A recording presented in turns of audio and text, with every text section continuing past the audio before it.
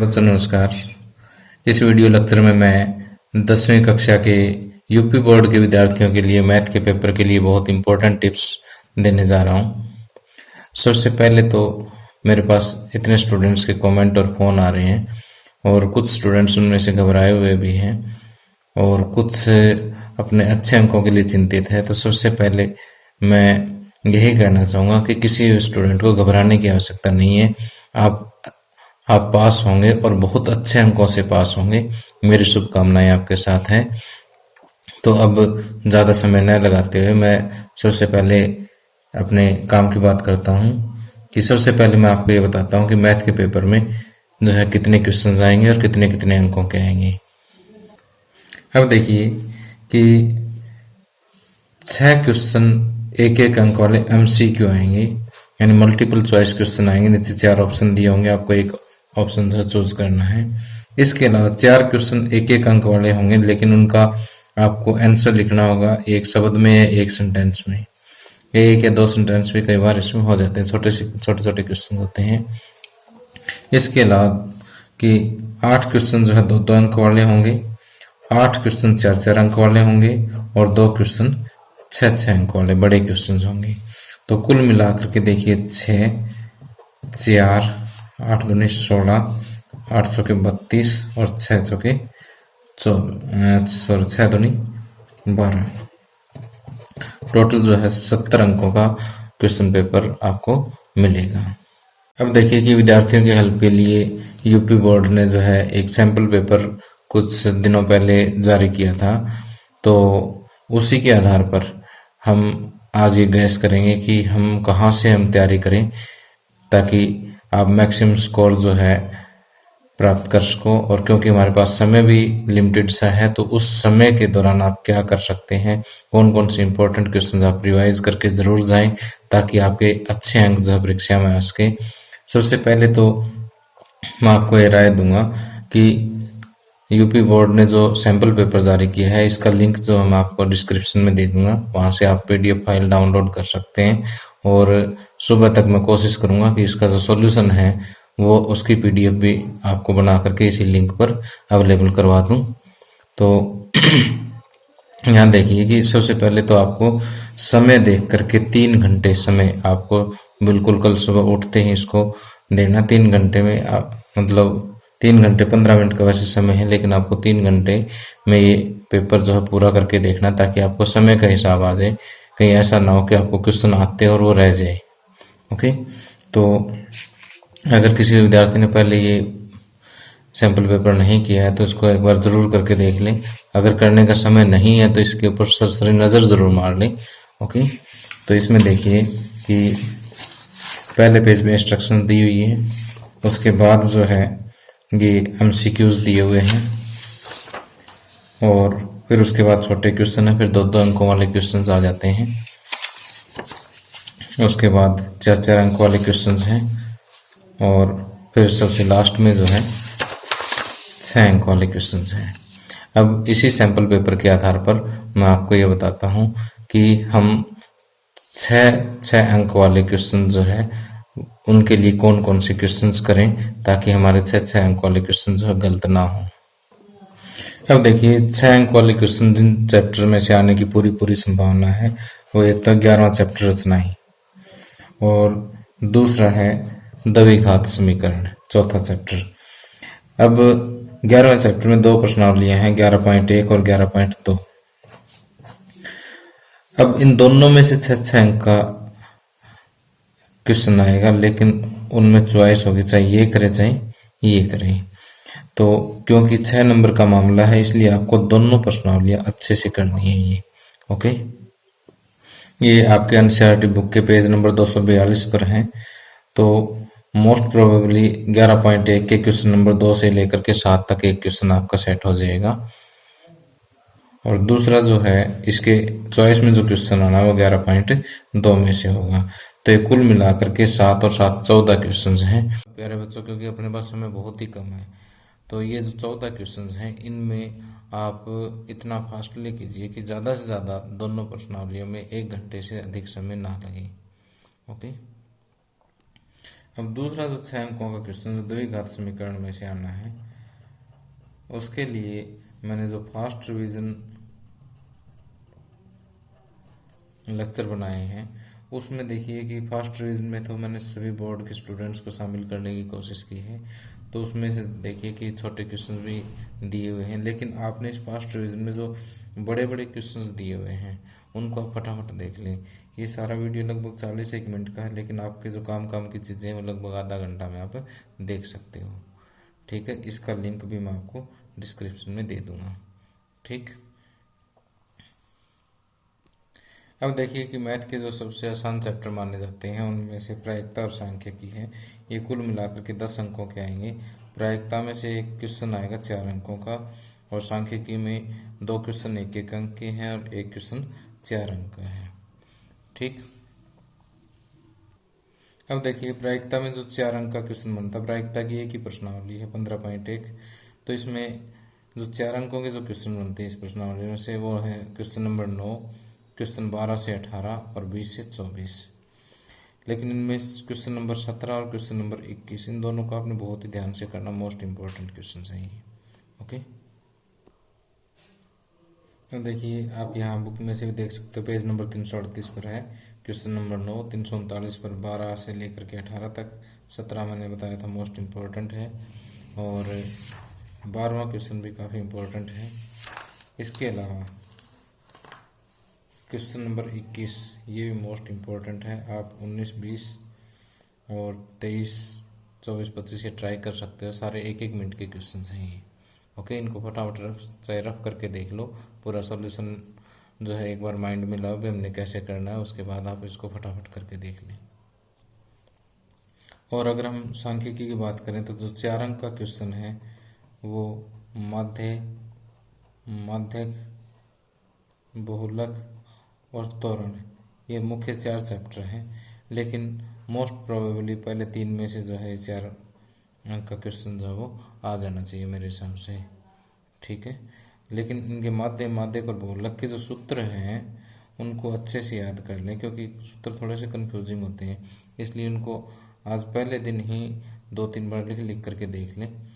ठीक है, और सूत्र अगर ठीक होगा तो मेरे ख्याल में अगर आपने प्रैक्टिस की होगी तो ज़रूर इसके सवाल ठीक हो जाएंगे। और जो 1-1 अंक के क्वेश्चन आते हैं वो सिंपल से कंसेप्ट पे आते हैं। मान लीजिए कि आपको संख्याएं दे दी 2, 5, 5, 8, 9, 7, 6, 5, भाई इनका माध्य क्या होगा? माध्य के लिए क्या करेंगे, सभी को प्लस करेंगे, 1, 2, 3, 4, 5, 6, 7, 8, ये जो 8 संख्याएं दे रखी है उनको सभी को क्या कर देंगे, प्लस करके, और जितनी संख्या उससे भाग देते हैं, क्या निकल जाएगा, माध्य निकल जाएगा। माध्य के लिए हम क्या करेंगे, इनको सभी को आरोही क्रम में लिखो, बढ़ते क्रम में लिखो, और 8 संख्याएं हैं तो बीच में 2 बचेगी, उन दोनों को जोड़ करके 2 से भाग दे दो, माध्यक निकल जाएगा। बहुलक के लिए जिसकी आवर्ती सबसे अधिक है, जैसे यहाँ दिख रहा है कि 5 सबसे अधिक बार आए तो वो बहुलक हो जाएगा। ठीक है, तो जो 1-1 अंक वाले क्वेश्चन है वो बिल्कुल सिंपल से कंसेप्ट पर आएंगे, और 4 अंक वाला क्वेश्चन मैंने बता ही दिया है कि इन टॉपिक्स को बहुत अच्छे ध्यान से कर ले। ठीक है, अब देखिए कि 12वां और 13वां दोनों चैप्टर जो है 8 अंकों के हैं। अगर इनकी हम बात करें तो जो वृत्तों से संबंधित क्षेत्रफल है, ये छोटा चैप्टर है, इसमें से 1 + 2 अंक, इन 3 अंकों का क्वेश्चन, 3 अंकों के क्वेश्चन आएंगे। और जो 13वां चैप्टर है इसमें से आपको 1 + 4 यानी 5 अंकों का क्वेश्चन पेपर इस चैप्टर में से सेट होने की पूरी उम्मीद है। अगर मैं चैप्टर 12 की बात करूं तो जो 12.1 है उसका क्वेश्चन नंबर 5 1 अंक के लिए बहुत ज़रूरी है। इसके अलावा 12.2 का क्वेश्चन नंबर 1 से 5 तक जो छोटे क्वेश्चन हैं उनकी ज़्यादा उम्मीद है, क्योंकि दो अंकों में ये क्वेश्चन बनते हैं। और इसके अलावा इसका जो क्वेश्चन नंबर 14 है वो भी आपने अच्छे से करना है। अब एनसीईआरटी बुक में से देखिए कि पेज नंबर 248 पर क्वेश्चन नंबर 5 है, MCQ है ये, और पेज नंबर 252 पर 12.2 प्रश्नावली के पहले 5-6 सवाल जो आप अच्छे से कर लें।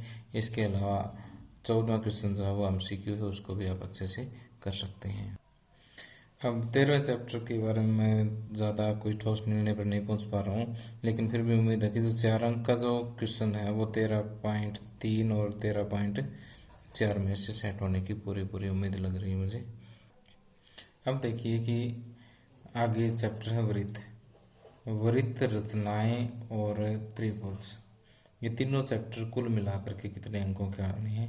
12 अंकों के आने हैं, जिसमें से 6 अंक तो हमने रचना को दे दिए। तो ये देने के बाद वृत्त के लिए बचते हैं 1+2 और त्रिभुज के लिए बचते हैं 1+2। अगर हम इस प्लान पर जाएं तो प्रश्नावली 10.1 में देखिए कि टोटल 4 सवाल हैं और चारों ही एक एक अंक वाले क्वेश्चन हैं। तो ये खालिस्तान है और ये क्वेश्चन है। इसी तरह से अगले पेज पर एक MCQ और एक क्वेश्चन दिया हुआ है। तो आप पहले 3 क्वेश्चन अच्छे से कर लीजिएगा, ठीक है। चौथा भी आप देख लें, कोई मुश्किल नहीं है। एक ही प्रमेय है 10.2। उदाहरण नंबर 1 और प्रश्नावली 10.2 के प्रश्न नंबर 1 से लेकर के 8 तक, क्योंकि 2 अंकों के क्वेश्चन यहीं से निकल रहे हैं। अब अगर हम त्रिकोणमिति की बात करें तो त्रिकोणमिति के 2 चैप्टर हैं, 8वां और 9वां। 8वां त्रिकोणमिति का परिचय और 9वां त्रिकोणमिति के कुछ अनुप्रयोग। तो 4 अंक जो है आपको देगा त्रिकोणमिति के कुछ अनुप्रयोग, और 8 अंक देगा आपको त्रिकोणमिति का परिचय। 8 अंकों में 2 क्वेश्चन 2-2 अंक के होंगे और एक क्वेश्चन 4 अंक का होगा। अगर हम 4 अंक वाले क्वेश्चन की अगर हम बात करें तो प्रश्नावली 8.4 का क्वेश्चन नंबर 5, ओके। और उदाहरण नंबर 15, ओके। ये आपको 4 अंक दिलवा सकते हैं। 8.4 का क्वेश्चन नंबर 5 है, इसके 10 भाग हैं। जो नीचे बड़े वाले जो क्वेश्चन हैं वो मतलब 4 नंबर में ज़्यादा मतलब चांस रखते हैं, और जो ऊपर जो छोटे क्वेश्चन दिए 3 या 4 पार्ट, वो 2 अंक वाले भी काफ़ी ज़रूरी है। इसलिए इस क्वेश्चन को किसी भी सूरत में आपने नहीं छोड़ना है। अब यहाँ देखिए कि जो 5वें क्वेश्चन का 5वां पार्ट है ना, ये बड़ा बढ़िया क्वेश्चन है। 7वां पार्ट है, ये भी बड़ा अच्छा क्वेश्चन है। अब 5वें क्वेश्चन का 5वें पार्ट जैसा ही एक आपके पास उदाहरण है, उदाहरण नंबर 15। इन दोनों में से एक पूरी पूरी उम्मीद आप कर सकते हो। इसके अलावा अगर टाइम हो तो इसके एग्जाम्पल भी देख लें, ये भी काफ़ी ज़रूरी है। इसके अलावा जो 2 अंकों वाले क्वेश्चन है उनके लिए जो इम्पोर्टेंट क्वेश्चन मुझे लग रहे हैं वो है 8.1 का क्वेश्चन नंबर 4 और 8वां, 8.2 का क्वेश्चन नंबर 1 और 3, 8.3 का क्वेश्चन नंबर 3 से 7 तक, ओके। त्रिकोणमिति के कुछ अनुप्रयोग के 4 अंकों के लिए आप करेंगे उदाहरण नंबर 5, 6, 7। और क्वेश्चन आप शुरू हो जाएं मेरे हिसाब से 6ठे से शुरू हो जाएं, 6ठे से लेके 16वें तक। इनमें से एक क्वेश्चन आपको आएगा। और अगर समय नहीं हो तो प्रश्न नंबर 9, 10, 12, 13 और 16 तो ज़रूर कर लें, ओके। और आगे 7वें चैप्टर की अगर हम बात करें तो निर्देशांक ज्यामिति 5 अंकों की आएंगी, जिसमें से एक क्वेश्चन 1 अंक का और एक क्वेश्चन 4 अंक का होगा। तो इस हिसाब से 7.1 का 7वां और 10वां, 7.2 से 7.2 प्रश्नावली के प्रश्न नंबर 4 से 7 और 7.3 के प्रश्न नंबर 2 और 3, इनको आप ज़रूर रिवाइज कर लें, ओके। और आगे एपी जो है समांतर श्रेणी, ये भी 5 अंक का आना है। इसमें से भी 1+4 5 अंक आएंगे। तो जो 1 अंक वाला जो क्वेश्चन है वो 5.1 के क्वेश्चन नंबर 2, 3 या 4 और 5.2 का क्वेश्चन नंबर 2, इनमें से 1 अंक का क्वेश्चन, और 5.2 के ही 16, 17, 18 और 5.3 के क्वेश्चन नंबर 5 से 20, इनमें से आपका 4 अंक का क्वेश्चन जो है निकलने की पूरी मुझे उम्मीद लग रही है। अब हम पहले चैप्टर से लगते हैं कि पहला चैप्टर जो 5 अंकों का आएगा, जिसमें से 1 + 2 + 2 यानी एक क्वेश्चन 1 अंक, एक 2 अंक का और दूसरा भी 2 अंक का आएगा। तो 1.1 का क्वेश्चन नंबर 1, 1.2 का क्वेश्चन नंबर 2 और 4, 1.3 कंप्लीट और 1.4 का क्वेश्चन नंबर 1, ये आपने एग्ज़ाम में बैठने से पहले ज़रूर करने हैं। 1.3 में से एक क्वेश्चन 2 अंक का मेरे हिसाब से हर हालत में आना चाहिए। और 1.3 कोई बड़ी प्रश्नावली नहीं है, 3 क्वेश्चन है सारे, ठीक है। अब रही बात बहुपद की, तो बहुपद में से 3 अंक के क्वेश्चन पूछे जाने की उम्मीद है। तो 1 + 2 यानी इसके लिए आप 2.2 एक्सरसाइज प्रश्नावली 2.2 के 2 ही क्वेश्चन हैं, दोनों आप करेंगे। और उदाहरण नंबर 6, 7 और 8 और प्रश्नावली 2.3 का प्रश्न नंबर 1, इतने तो आप ज़रूर करें, ओके। और सबसे लास्ट में आता है तीसरा चैप्टर 2 चर वाले रैखिक समीकरण युग्म। इसमें से एक 4 अंक का प्रश्न आने की पूरी उम्मीद है। तो इसके लिए एक तो आप ग्राफ अच्छे से कर लें और एक वज्र गुणन विधि, वज्र गुणन विधि के आधार पर कोई समीकरण सोल्व करना आ सकता है। इसके अलावा जो फास्ट रिवीजन लेक्चर है उसके छोटे क्वेश्चन छोड़ करके जितने बड़े क्वेश्चन हैं वो सारे आपने उसमें से देख लेने हैं फटाफट, ठीक। तो प्यारे बच्चों, ये क्वेश्चन मेरी नॉलेज के हिसाब से बेस्ट क्वेश्चंस हैं। और दूसरा, इसके लिए मैंने यूपी बोर्ड के सैम्पल पेपर की हेल्प ली है, तो उसी के आधार पर मैंने गैस किया है। तो वैसे देखिए बच्चों की टीचर कभी भगवान नहीं होता, और वो सिर्फ अपने बेस्ट नॉलेज के हिसाब से बच्चों की हेल्प कर सकता है। तो मेरे हिसाब से ये क्वेश्चन तो आप ज़रूर करके जाएं। इसके अलावा जो भी आपको करना है, जो आपका दिमाग कहता है, जो आपका मन कहता है, वो भी आप ज़रूर करें, ठीक। तो प्यारे बच्चों, अंत में मैं यही कहना चाहूँगा कि ज़्यादा सोच विचार मत कीजिए, तुरंत अपनी कॉपी पेन उठाएं और एक एक चैप्टर को लगभग आधे घंटे के अंदर फिनिश कर दीजिए, ठीक। और इस काम के लिए मैं आपकी पूरी हेल्प करूँगा। आपको इसी वीडियो के डिस्क्रिप्शन में जो है मैक्सिमम लिंक आपको मिल जाएगा, जहाँ आप प्रॉब्लम हो वहाँ पर क्लिक कीजिए और अपना सॉल्यूशन इसका देख लीजिएगा।